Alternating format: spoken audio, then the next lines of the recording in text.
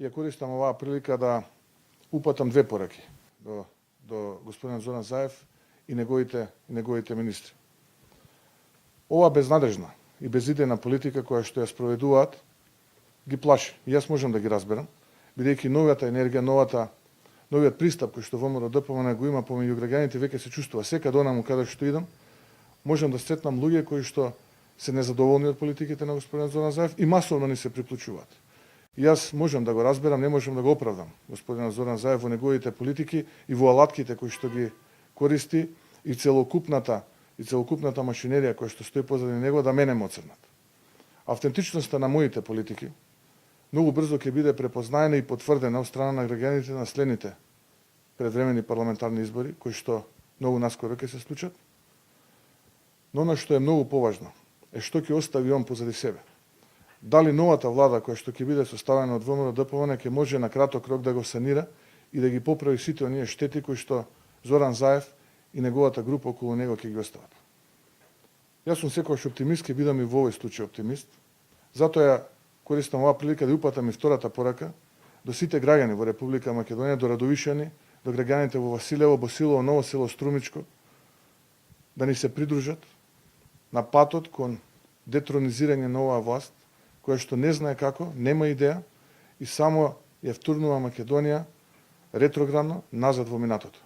Она што многу ме загрижува и мене како човек се лошите резултати на полето на економијата.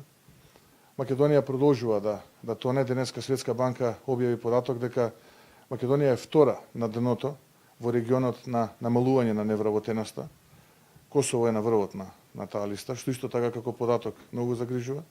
Покрај податокот што растот на бруто домашниот производ во цела 2017 година е 0%, растот на бруто домашниот производ во последниот квартал е 1,2% и е убедливо најнизок во цела Европа. Ако го споредиме со растот на земјите од југоисточна Европа, како што е Словенија, која што има 6%, Романија 6,5%, Чешката република 5,1%, веќе ги комунициравме во минатото во неколку изјави растот на бруто домашниот производ во Унгарија, во Бугарија, нас не ставаат заковани на дното и тоа е уште еден проблем плюс и демотивација за луѓето во Република Македонија.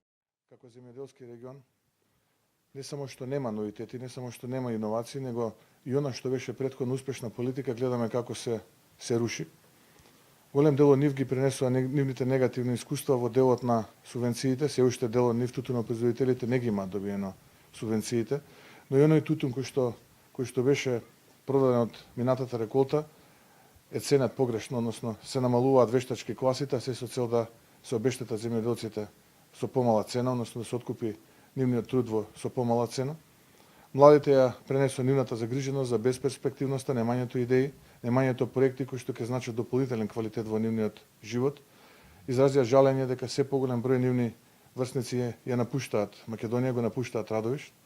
ВМРО ДПМН тука апелира до сите нив, до сите млади луѓе, дека доаѓа време кога новите проекти, новата програма на ВМРО ДПМН ќе понуди решенија за секој млад човек, ќе понуди иднина за секој млад човек, ќе понуди нов квалитет во нивниот живот.